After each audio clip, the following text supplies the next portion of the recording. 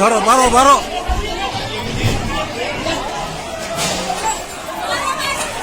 अरे रुड़की के बेलड़ा गांव में दलित युवक की संदिग्ध मौत के बाद तनाव। बेलड़ा गांव में दो पक्षों में जमकर बवाल हुआ है। खबर रुड़की से, जहां पर बेलड़ा गांव में दो पत्थरबाजी की ये तस्वीरें रुड़की के बेलड़ा गांव की हैं। बेलड़ा गांव में हिंसा के बाद तनाव। मैं गरीब है, हम लोग गरीब है, हमारी जांच तो होती ही नहीं। कि जो बहनें घर में नहा रही थी, पुलिस ने उनको भी नहीं देखा, उनके गेट तोड़ लिए, उनके पति उनके बच्चे बीच में आए, उनको जानवरों की तरफ पीटा। मैं जाति राम जी के घर होके आया, वो घर में अकेला आदमी है, वो घर में लेटा हुआ था क्योंकि उसके पैर में चोट लगी, उसको मारा, बाहर खींच के लाए जानवरों की तरफ, फिर मारा। फिर हम किसी डीएमओ एसएसपी को किसी को उसके कार्यालय से बाहर नहीं जाने देने के, हमारी आबादी बहुत है यहाँ, हम सिर में सिर जोड़ के सारे दफ्तरों के बाहर पड़ जाएंगे वहीं, हम उन्हें निकलन नहीं देने का। अगर हमारा काम नहीं करने के वे तनख्वाह हमारे ले रहे, हम दे रहे टैक्स, हमारे पैसे तनख्वाह ले रहे, मालिक नहीं है हमारे। कि कोई भी ताकतवर ये ना समझे कि ये उसका बाप का है हरिद्वार, ये हरिद्वार सबका है। और अगर किसी का दिमाग खराब हो गया तो ऐसा दिमाग ठीक करेंगे कि आने वाली कई पीढ़ियां याद रखेंगे, इस बात को याद रखें। ये बात में आप, अगर मैं महक सिंह जी को कह दूं कि उन सबको बुलवा लो तो आप बेझिझक होकर उनको बुलवा लेना, ठीक है। मैं आपको वचन देता हूं कि जो लोग गिरफ्तार हो गए उनके अलावा कोई व्यक्ति गिरफ्तार नहीं करेगा, कोई भी। मैं बस एक बार यहाँ के तो मुझे महक सिंह जी ने बताया कि भाई यहाँ बहुत बुरी तरह से अन्याय हुआ और जिनको न्याय मिलना चाहिए था उन्हीं पे झूठे मुकदमे कर दिए,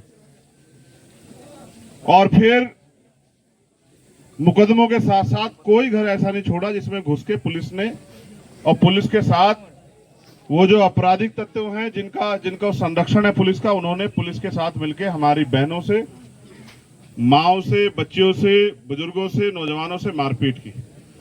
जो निर्दोष लोग थे जिनका कोई रोल भी नहीं था उनको पुलिस उठा लेगी, बहुत सारे लोग जेल में।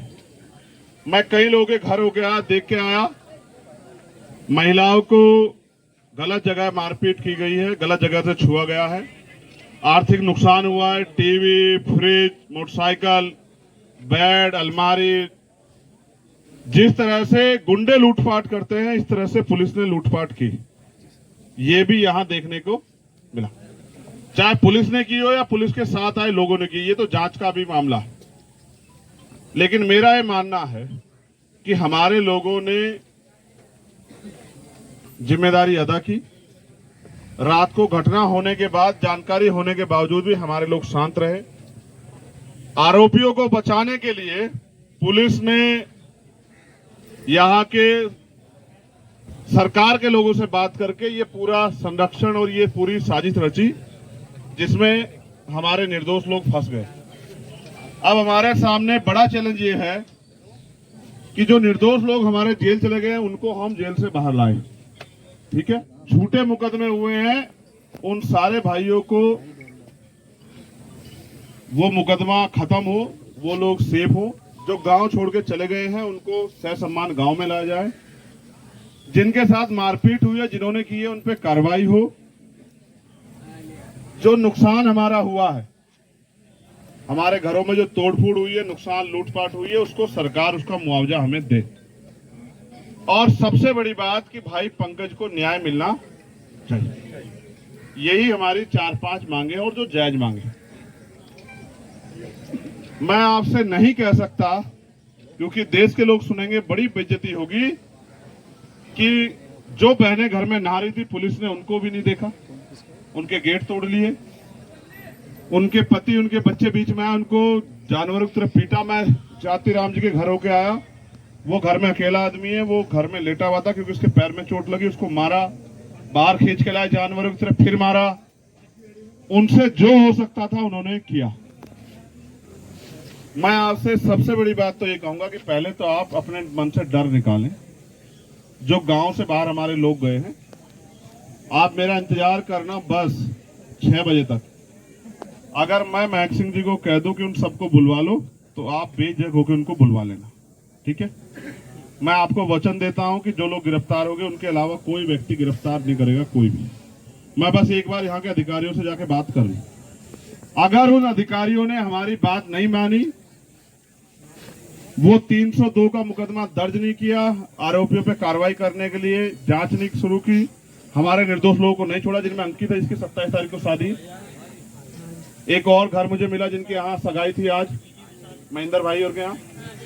अगर ऐसे निर्दोष लोगों को नहीं छोड़ा और जो झूठे मुकदमे किए उनको वापस नहीं लिया, तो फिर हम इस लड़ाई को हर मोर्चे पे लड़ेंगे, क्योंकि समाज को मरने के लिए नहीं छोड़ा जा सकता। राजनीति सबसे बड़ा है समाज। अगर हम अपने समाज की, अपनी बहन बेटियों की रक्षा नहीं कर पाएंगे तो सब बेकार है, लोग हंसेंगे हमारे ऊपर। ठीक है, मुझे दुख इस बात का है क्योंकि मेरे कंधों पे बहुत जिम्मेदारी है। मैं कल रात में यहाँ पहुंचा था 2 बजे रात में घर, और मैंने इनको कह दिया था कि अगले दिन हम चलेंगे आते ही। मेरे पे और भी काम थे, वो अलग बात है। मैं आपसे भी एक अपील करूंगा, क्योंकि ये सामूहिक दर्द हुआ, आप सबके नुकसान हुए, आप सबको मारा पीटा गया है, आप सबके आर्थिक नुकसान हुए और आप सब लोगों को अपमानित किया गया, ये आपने देखा। तो आप सब लोगों को एकजुट रहना। हमारी लड़ाई किसी जाति से नहीं है, हमारी लड़ाई अपराधियों से है और उन अपराधियों पे कार्रवाई। और जो जिनको संरक्षण मिला है उनको भी मैं ये कहना चाहता हूं इस मंच के माध्यम से, आपसे, आपके भरोसे नहीं कह रहा हूं, आप सीधे सच्चे लोग हैं, अपने भरोसे कह रहा हूं कि कोई भी ताकतवर ये ना समझे कि ये उसका बाप का है हरिद्वार। ये हरिद्वार सबका है, और अगर किसी का दिमाग खराब हो गया तो ऐसा दिमाग ठीक करेंगे कि आने वाली कई पीढ़ियां याद रखेंगे। इस बात को याद रखें। ये बात मैं आपके भरोसे नहीं कह रहा हूं, ये मैं उनके भरोसे कह रहा हूं जिनकी वजह से मैं हूं, अपने भाइयों की वजह से। हम संविधान को मानने वाले लोग हैं, हमारा किससे झगड़ा नहीं है। मैं चाहता हूं गांव में पहले जैसा सामान्य माहौल बने, लेकिन मैं ये भी याद नहीं देता कि कोई हमारे लोगों को मारे पीटे। देखो, हम तो ये मानते हैं कि हमारा सम्मान है, हमारी माताएं बहनें, अगर हम अपने सम्मान की रक्षा नहीं कर पा रहे तो सब बेकार है। तो मैं आपसे अपील करूंगा कि आप एकजुट रहें, मिलकर इस लड़ाई को लड़ें। आज हम अभी जाके हम अधिकारियों से बात करेंगे हर विषय पर। अगर उन्होंने हमारी बात नहीं मानी, फिर मैं जिस तरह से हम लड़ाई को लड़ेंगे, फिर आप हमारा साथ देना, ठीक है? हर चीज, एक मिनट, नहीं, जिंदाबाद कुछ नहीं, जिंदाबाद तो इससे क्या बुरा जिंदाबाद होगा। जहां बहनों बेटियों के साथ इतना अन्याय देख रहा हूं, वो जो जहां जहां उनको साथ मारपीट हुई देख भी नहीं पा रहा हूं, उनका खून होने की वजह से तकलीफ हो रही है। ये सुन के आग लग जा रही है कि भाई किसी नाती बहन का गेट तोड़ लिया नालायकों ने, हरामजादों ने। लेकिन क्या करूं, क्योंकि हम संविधान को मानने वाले लोग हैं, इसलिए हम लोग कानून सम्मत लड़ेंगे। मैं ये भी मानता हूं अगर उस दिन मैक्स सिंह यहाँ होते तो शायद ये चीजें ना हो पाती। पार्टी की मीटिंग थी, मैक्स सिंह दिल्ली थे, तो ये सब चीजें नहीं हो पाती। वो आके आपको उनकी टीम को संभाल लेती। लेकिन हम प्रयास करेंगे किसी भी हमारे निर्दोष भाई पे कार्रवाई में। मेरा वचन है आपको, ये आप लिख लो, अगर ये अन्याय करेंगे तो इनको छठी का दूध याद दिला देंगे हम लोग एक दिन के अंदर ही। इस बात को आप याद रखना मेरी। बस मैं आपसे एक ही अपील करूंगा, आप एकजुट रहो और कुछ समय दो। इतना बड़ा अन्याय आपके साथ हो गया, इतना नुकसान आपका हो गया, तो आप थोड़ा सा समय दो। हमारे सभी सम्मानित लोग, हमारे नेतागण, भाई कार्तिक जी, हमारे प्रभारी जी ब्रजपाल जी, मोनू भाई, और तमाम हमारे साथी अमरीश कपिल जी, विनोद भाई, सब लोग यही है, मैदान में आपके बीच में हैं। भाई राव मौसम जी, सब लोग यहाँ आपके दुख में चल के आए, आपके साथ खड़े हैं, और जब तक न्याय नहीं मिलेगा आपके साथ खड़े रहेंगे। बस आपसे ये उम्मीद है कि आप घबराए ना। 6 बजे मैं इनको खबर दूंगा, ये गांव के किसी जिम्मेदार आदमी को। आप किसको जिम्मेदार मानते हो गांव में? क्योंकि कई तरह के जिम्मेदार हो रहे हैं यहाँ, मुझे बार बार कान कान में बताते रहते हो। आप बताओ किसको जिम्मेदार मान रहे हो गांव में? सीताराम को। कहाँ सीताराम? ये रहा सीताराम को हम सूचना दे देंगे, सीताराम आपको बता दें। अगर हमने इनसे कह दिया कि बुला लो, तो फिर बुला लेना आप, फिर सारी चीज के जिम्मेदार हम, ठीक है? एक और बात आपसे कहनी, सीताराम के लिए मैं आया था इस गांव में, मैंने कहा था इसे ताकतवर बना दो, लेकिन उस दिन मेरे लोगों को मेरी बात समझ में नहीं आई। ना समझो, आज कौन खड़ा आपकी गेल? आप समझते नहीं ना, आप आदमी आदमी का फर्क नहीं करते, इसलिए ये नुकसान उठाना पड़ता। आज अगर यहाँ हम ताकतवर होते, किसी की हिम्मत नहीं बढ़ती कि गांव में लठले घुस जाता। आज लाठियां घुमाई जा रही ना, ये हमें चैलेंज करने के लिए घुमाई जा रही। हम सबको जानते हैं, लेकिन हम बाबा साहब के संविधान के जरिए इनको सबक सिखाएंगे और इनको सजा दिलाएंगे। आप एकजुट रहो, अपने घरों में रहो। 6 बजे मैं आपको मैक्सिंग के जरिए सीताराम भाई पर सूचना भेजूंगा, ठीक है?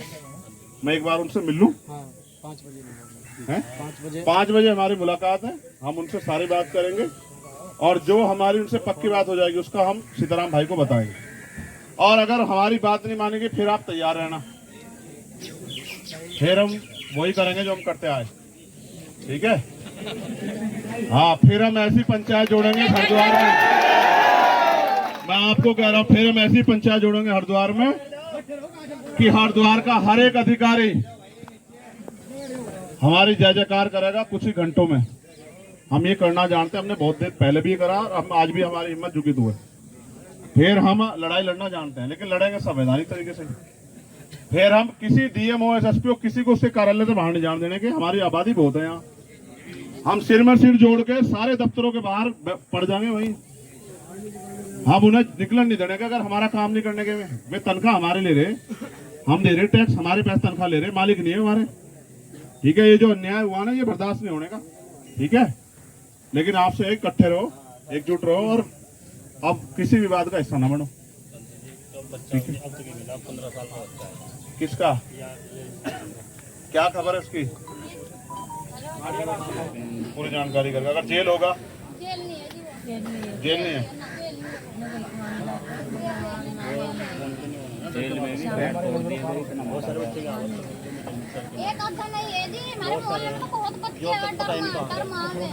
और कोई भी घर ऐसा है जिसका बच्चा ना मिल रहा हो?